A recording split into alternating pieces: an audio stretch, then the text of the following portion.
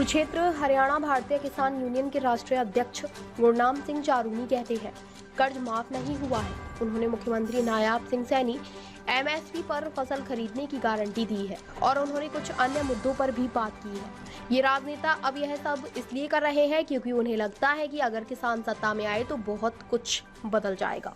देखिए, कर्जा माफ नहीं किया गया है, ये खबर गलत है। उन्होंने मामला माफ किया है। जो पानी का मामला होता है वो पुराना मामला कुछ 137 करोड़ था, वो माफ किया है, कर्जा माफ नहीं किया है।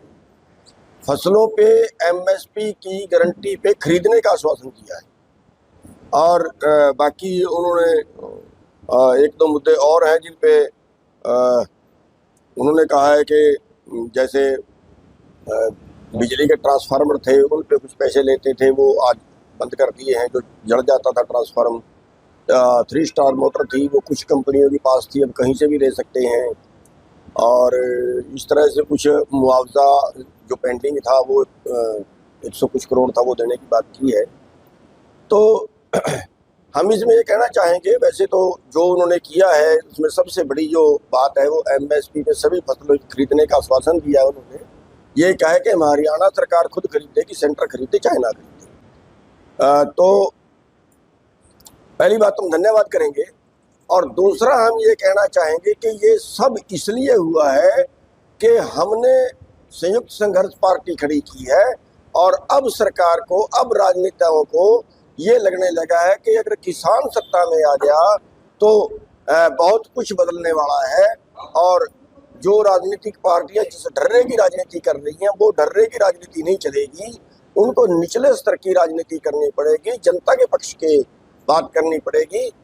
और हम ये कहना चाहेंगे कि यही रीस हरियाणा की बाकी राजनीतिक पार्टियों को, बाकी प्रदेशों की सरकारों को, चाहे वो पंजाब सरकार है या जहाँ पे कांग्रेस की सरकारें हैं, उन सब को इसी नीति पे काम करना चाहिए कि जहाँ भी वो सरकार जिस पार्टी की भी है वो अपने प्रदेश के किसानों की हर फसल एमएसपी पे खरीदे।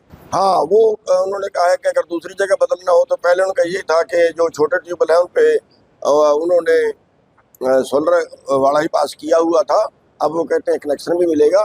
तो वैसे तो ये जितनी मांगे उन्होंने की है सारी किसान के पक्ष की हैं, अच्छी हैं, लेकिन सभी सरकारें ये करें।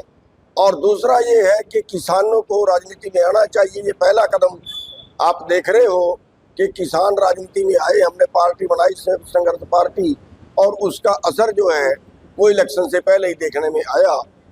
तो इसलिए हम किसानों को कहना चाहेंगे कि आप जितने ज़्यादा राजनीति में सक्रिय होंगे उतनी ज़्यादा राजनीतिक पार्टियां बात सुननी जो है वो शुरू करेंगी और इसके लिए हरियाणा सरकार का धन्यवाद भी करते हैं।